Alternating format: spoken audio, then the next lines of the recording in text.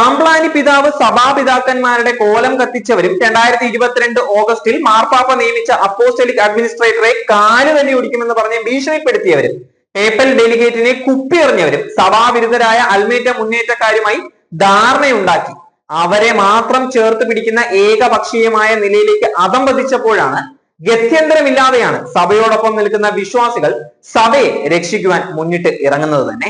2024 ജൂണിൽ permanent synod അംഗങ്ങളുടെ നിർദ്ദേശം അനുസരിച്ച് ഇരുപക്ഷത്തുമുള്ള വിശ്വാസികളെ പങ്കെടുപ്പിച്ച് ചർച്ചകൾ നടത്തിയാണ് സമവായം നടപ്പാക്കിയത് എന്ന് പറയുന്നത് ഒരു ശുദ്ധ നുണയാണ്.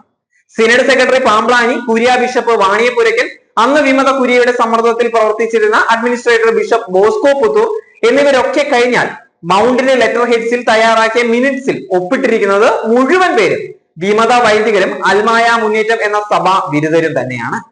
മേജർ ആർച്ച് ബിഷപ്പ് പാലായിൽ നിന്നുള്ള യാത്രാമധ്യേ ഇതിന് അനുമതി നൽകി എന്നായിരുന്നു അന്നത്തെ ഭാഷ്യം. അന്ന് രാത്രി തന്നെ ഈ സമവായത്തിന് ഘടകവിരുദ്ധമായി മേജർ ആർച്ച് ബിഷപ്പ് വീഡിയോ സന്ദേശം ഇറക്കിയപ്പോൾ വിമതർ കണ്ണുരുട്ടി കാണിച്ച് മേജർ ആർച്ച് ബിഷപ്പിനെ നിശബ്ദനാക്കിയതും പാമ്പ്ളാനി വിമതരോട് ചേർന്ന് നടത്തിയ അഭ്യാസമായിരുന്നു എന്നും അന്നേ സഭയോടൊപ്പം നിൽക്കുന്ന വിശ്വാസികൾ മനസ്സിലാക്കിയ കാര്യം തന്നെയാണ്.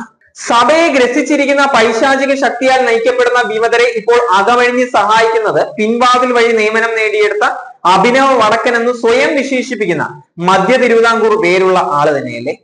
മാർപ്പാപ്പ നേരിട്ട് നിയമിച്ച അപ്പോസ്റ്റലിക് അഡ്മിനിസ്ട്രേറ്റർ ബോസ്കോ പുത്തൂർ സഭാവിരുദ്ധ കുര്യയെ മാറ്റി സഭയുടെയും സിനഡിന്റെയും തീരുമാനങ്ങൾ നടപ്പിലാക്കുവാൻ ഇപ്പോഴത്തെ കുര്യയെ നിയമിച്ചപ്പോൾ ആ കുര്യക്കെതിരെ PROയെ കൊണ്ട് വിമർശനങ്ങൾ തൊടുത്തുവിടുന്നതും വിമതർക്കൊപ്പം നിൽക്കുന്ന പാമ്പ്ളാനി പിതാവിന്റെ ഇംഗിത പ്രകാരമാണ് എന്നുള്ളത് വരികൾക്കിടയിൽ നിന്ന് തന്നെ നമുക്ക് മനസ്സിലാക്കാൻ സാധിച്ചെടുക്കും.